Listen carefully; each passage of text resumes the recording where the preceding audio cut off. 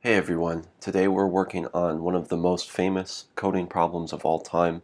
This one is on LeetCode number 412 and it's called FizzBuzz. And in this challenge you're given an integer and they want you to return a string array answer, which is going to be one indexed, meaning simply we're just going to start at 1 and we're going to go up to the number n that they've given us.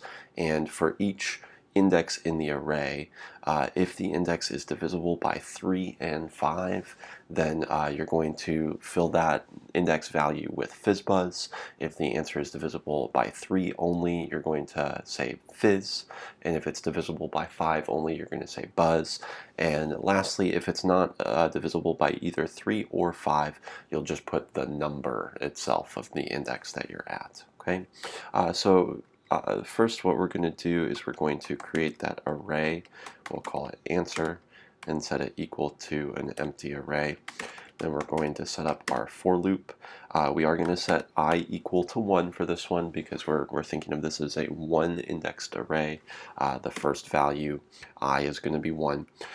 We want I less than or equal to n. N is going to be inclusive in this, and I plus plus.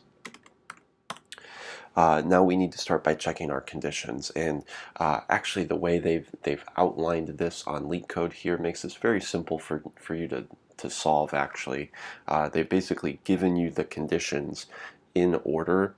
A lot of times when you see this challenge on maybe other platforms or in a class or a boot camp or something like that, sometimes they'll write this with this condition first and this condition first.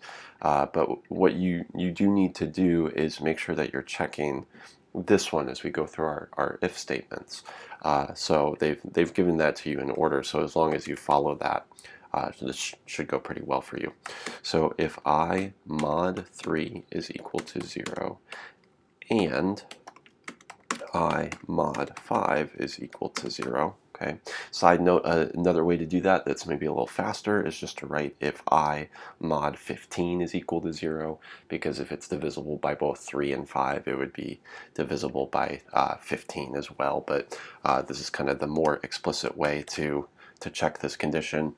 If it's divisible by both 3 and 5, then we want to push into our array the string FizzBuzz, just like that. Else if our next condition, if I mod 3 equals 0, we're going to answer.push just fizz. Else if I mod 5 is equal to 0, we're going to do answer.push buzz. And lastly, if I is not divisible by either 3 or 5, we're going to do our else. We're simply answer.push, and it's going to be, it looks like a string of I if we look at the output examples here. So let's make sure to cast I as a string, not as an integer. And if we want to just double check before submitting here, we can console log the answer. We'll run the code and take a look down here, see if it's coming out correctly. 1, 2, fizz, that looks right. Let's go to this next one. 1, 2, fizz, 4, buzz. And let's do one that goes a little higher. We'll view all. There's our 15 divisible by 3 and 5, we get FizzBuzz. So it looks like everything is running correctly so far.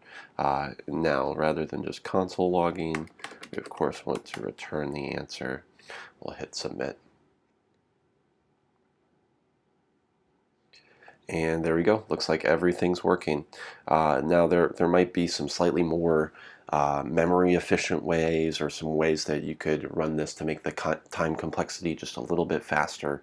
But this is kind of the standard, very straightforward way to understand a very famous code challenge. So hope this video was helpful for you.